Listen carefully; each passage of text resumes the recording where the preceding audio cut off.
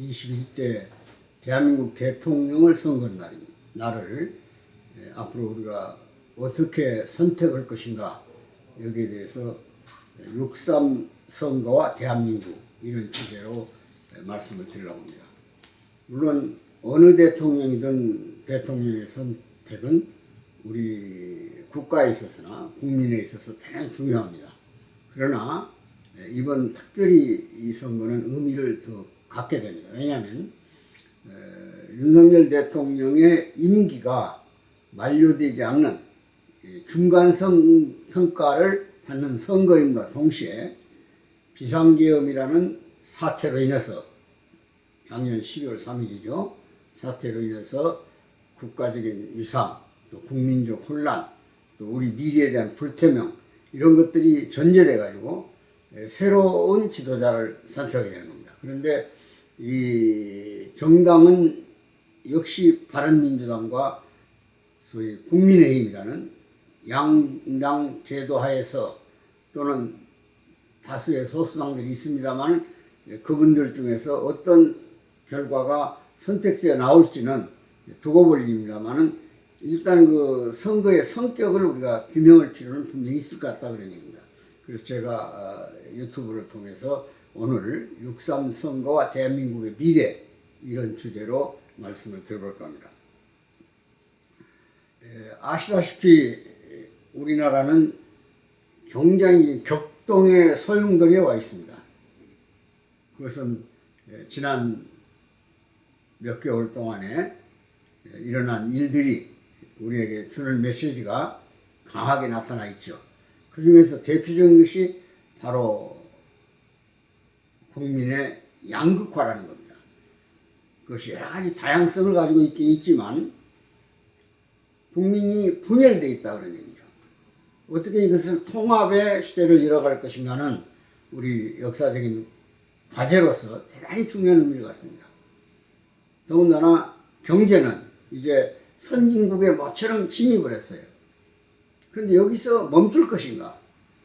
또는 과거 역사에서 우리가 늘 인용했던 아르헨티나나 베네수엘라처럼 상당한 수준의 선진국 반열에 섰다가도 아주 추락해가지고 어머니들이 국수 끓일 양푼을 들고 나와가지고 국수 끓일 식량마저 떨어졌다고 두들겨서 거리를 행진하는 모습을 보면서 자, 저렇게 자원이 풍부하고 얼마나 미래가 보장된 나라들도 정치적 리더십의 실패로 인해서 또는 체제의 본질적 변화에 의해서 저렇게 추락해 볼 수가 있는 것인가 비참할 수 없습니다.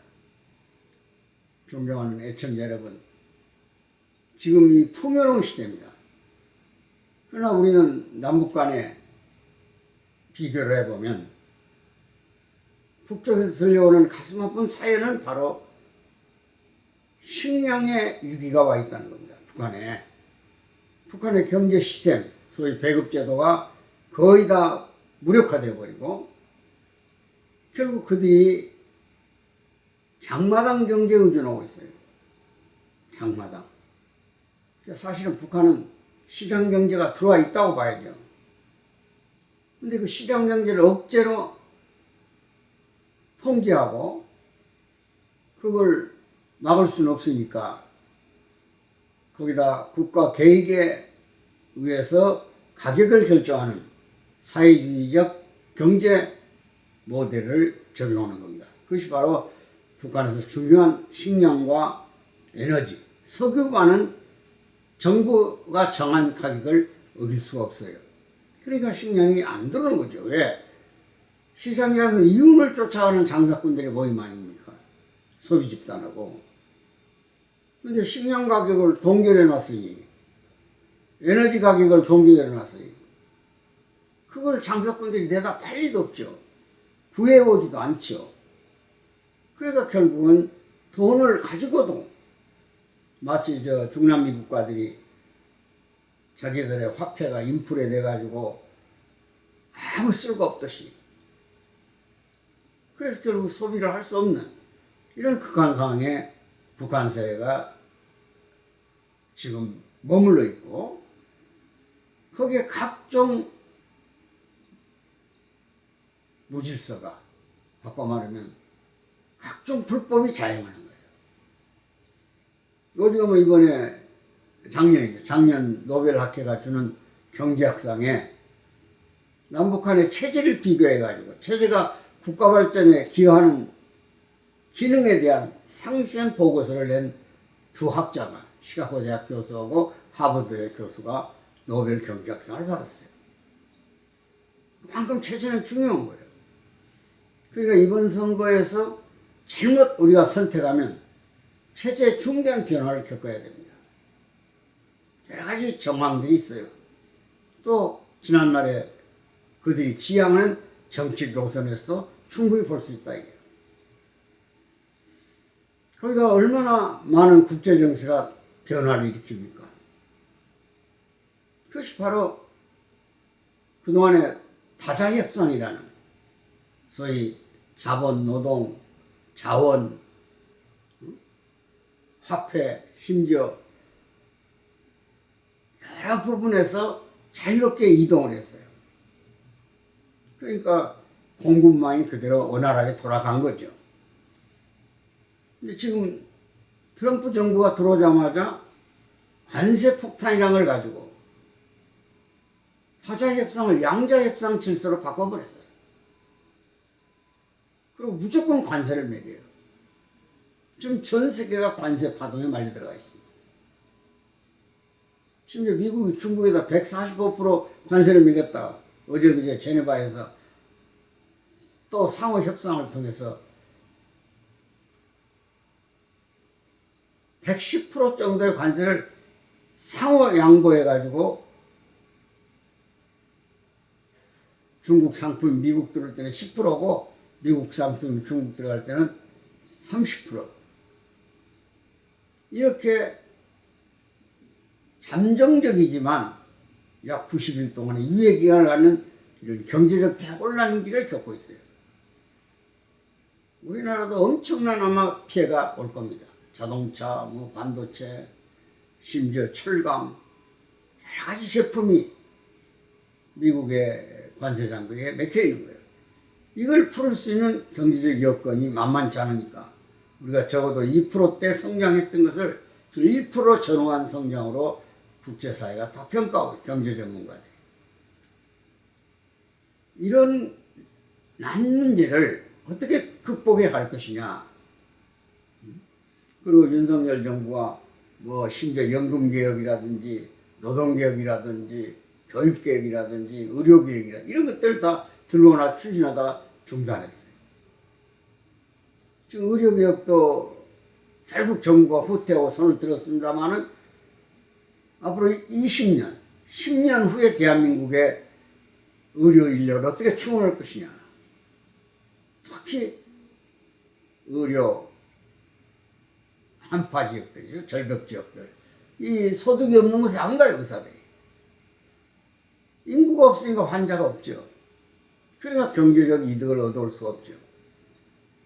의료가 옛날처럼 무슨 봉사, 희생 이런 전제 조건은 거의 없는 것 같습니다. 그러니까 그렇게 사회적 극심한 혼란기에도 의료개혁은 꾸준히 저항을 하면서 소위 그들이 승기를 잡은 것처럼 학생 정원을 못 늘렸어요. 연금개혁 부진한 그대로입니다. 특히 교육개혁. 인공지능 사회가 눈앞에 닥쳐왔습니다. 기존의 경제 시스템들이 망가지게 되기 시작했어요. 이 새로운 시대에 걸맞는 교육 시스템을 어떻게 개발해서 미래를 짊어지고 갈 우리 청소년들에게 교육해 갈 것이냐. 이 산적한 문제들을 안고 새로운 정부는 짊어지고 가야 돼요. 그동안 아까 얘기한 국민 분열, 소위 양극화죠. 그건 이념, 소득 여러 부분에 나타나고 있어요. 그 다음에 인구 절벽, 환경, 기후 온난화가 지금 걷잡을 수 있게 도달해가지고 어떤 대책도 좀 막이네요. 이런 차원에서 본다면 대한민국 사회는 여러 형질에서 새로운 리더십을 요구하고 있고 정말 거기에 맞는 대통령을 우리가 어떻게 뽑을 것인가 이런 점에서 상당한 고민을 해야 할 선거입니다. 그냥 무슨 나는 정치적 성향이 지역적 성향이 이러니까 누구한테 투표를 한다.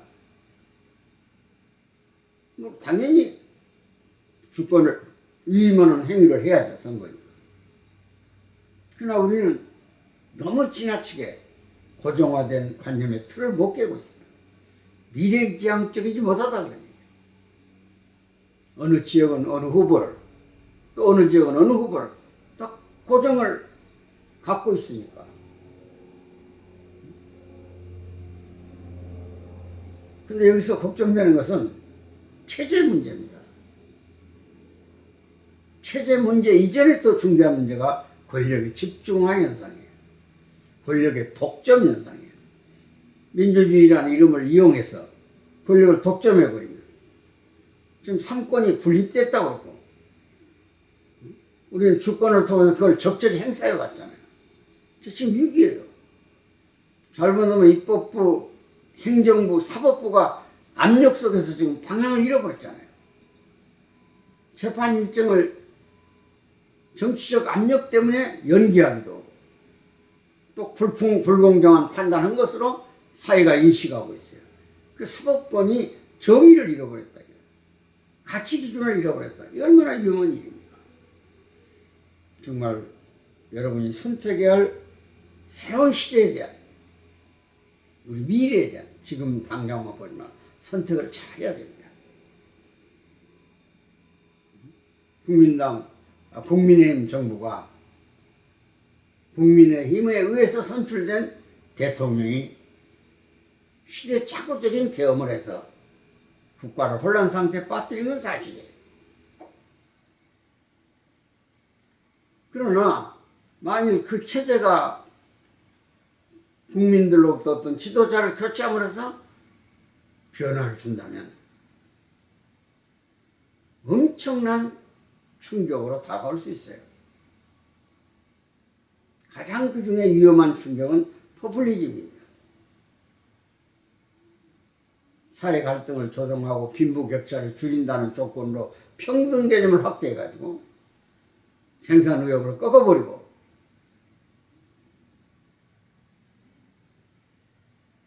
어떤 경제체제를 사회주의식 또는 전체주의식 방식으로 바꾸고 그에 각종 인권이 보장되지 않는 정치체제를 강요한다든지 실천한다면 이 나라의 미래는 대단히 불행해질 수밖에 없습니다. 그걸 각오해야 돼. 이 국민이 선택을 잘못했기 때문에. 냉정한 과거가 아니라 미래를 향한 정치적 판단을 해야 될 때가 이번 선거의 의미가 아닌가 이렇게 생각하는 거예요. 존경하는 애청자 여러분, 제 방송을 꾸준히 들어주신 거 고맙습니다. 이것은 어느 편에 기울여서 방송을 하고자 하는 거 아니에요. 대한민국은 자유민주주의 국가입니다. 자유민주주의에 시장경제가 들어와 있는 거예요. 이 체제는 불변해야 돼요. 왜? 자유민주주의만큼 인간의 가치를 인정해주는 제도는 없어요. 그 중에 가장 중요한 게 종교자유입니다. 종교자유. 신념의 자유. 그것이 삶의 양식을 바꿔주니까. 공산주의 비슷한 전체주의 체제에 들어가 버리면 우리가 일반적으로 사회주의 체제랑 들어가 버리면 양심의 근거가 달라져 버려요. 신을 존경할 수도 없고 모실 수 없어요. 왜? 그들은 인간 신 앞에 무릎을 꿇고 사는 사회이기 때문에 그래요. 대단히 중요한 의미를 갖고 있습니다. 그리고 포퓰리즘이 만일 확대되면 의존도가 굉장히 높아져 버립니다. 배급의 노예가 되어버려요. 그러면 밥통을 잡아버렸다 그러니까. 그들에 의해서만 생존이 가능하기 때문에. 미래는 없는 거예요. 왜? 창조적 역량이 나타나질 않아요. 우리가 창조적 파괴라는 말을 씁니다. 바꿔 말하면 수직적 사회 질서를 수평하자. 이것이 바로 우리가 지향하는 미래 사회의 모습이에요. 지난 오랫동안 경험하고 편한 대로 살아왔던 습성으로부터 벗어나야 돼요. 기존의 질서를 부셔버려야 돼요. 정치, 경제, 사회가 다 그렇습니다. 그것이 궁극적으로는 교육개혁의 목표일 수 있어요. 교육을 어떻게 시키냐는 사람이 중요합니다. 특히 어릴 때 역사교육이라든지 아직 우리가 반도체 밸리를 만들어 놓고 반도체 국가를 만들고 싶어도 반도체 전문 학교가 없다는 거 아닙니까? 그러니까 인재가 못 나와요. 인재가 못 나오면 기술이 발전할 수가 없죠. 개발할 수가 없죠. 지금 로봇 사회인데 로봇을 조정하고 창조해내야 할 거 아닙니까? 그래야 더 유용한 인간다운 로봇이 나올 수 있어요. 그것이 인공지능과 결합되면. 이런 데 대해서 인재가 안 나오면 그런 기업을 경영할 수도 없고 이끌어갈 수도 없다 그런 얘기예요. 이런 점에서 한국의 미래는 어떤 지도자를 선택하느냐에 따라서 우리 민족이 영원히 생존과 번영을 경영하면서 우리 젊은 세대들에게 조국을 안전하게 보장해 줄 수 있냐. 그것이 체제 선택이에요. 그러나 그 체제가 아무리 유능하다 하더라도 권력이 독점돼서는 안 돼. 민주주의는 기본이 삼권 분립이에요. 어떤 권력의 세 가지 권력이 입법권, 사법권, 행정권이 들어가면 큰일 납니다. 확실히 견제장치가 있어야 돼요. 민주주의를 가장한 전체주의가 인민민주주의 체제예요. 북한이 김정은 권력 봤어요. 그 사람 손에 전체가 다 들어가 있어요. 어느 것도 창조적 발전을 못해요. 그건 체제를 바꿀 수도 없어요. 길들여져 그렇기 때문에. 이런 점에서 이번 성격을 여러분이 잘 규정해서 우리 민족의 미래, 대한민국의 장래, 또 이 경랑의 세계사, 사회, 환경, 교육 모든 게 변화하지 않습니까? 여기를 극복할 수 있는 선택을 신중하게 선거에 찍는 도장 하나가 의미가 있다는 걸 알고 잘 지켜보시면서 검증해가지고 민주주의를 꽃피우는 제도가 선거라는 걸, 그리고 그 선거는 권력을 위임하는 거예요. 모든 권력은 국민으로서 나온다고 그랬어요. 그러나 직접 선거에서 우리가 당선돼가지고 가는 게 아니에요. 자기 본인이 가는 게 아니에요. 대리인을 보내는 거예요. 대의제도 이것이. 대통령도 우리 권력을 위임해 주는 거예요. 당신이 내가 준 투표에 의해서 결정된 대표자니 내 의중을 잘 살펴서 권력 지도 이론을 펼쳐달라고 이렇게 보내는 겁니다. 그러니까 정말 오늘 결론을 드리면 체제 성향을 잘 보시라 그런 얘기예요. 어떤 사회를 만들어낼 것 같은가 그 지도자가.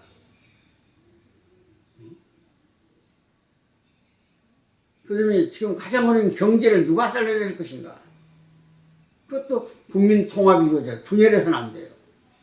그러니까 통합의 리더자를 뽑아야 된다. 통합의 리더자. 그리고 생산적인 리더자를 뽑아야 됩니다. 국민 타협과 화합과 미래를 창출하는 그런 정치제도가 만들어져야 돼요. 그것이 늘 제가 주장했던 앞으로는 다당제, 여러 개 당에 의해서 선거가 이루어지고 소선거구보다는 대선거구나 중선거구를 만들어서 한 곳의 지도자를 한 명 뽑던 지도자를 5명, 6명 뽑으면 반드시 지역 격차를 뛰어넘을 수 있는 정치적 제도가 마련될 것이다. 이렇게 생각하고 있는 거예요. 그럼 거기서 유럽형 민주주의죠.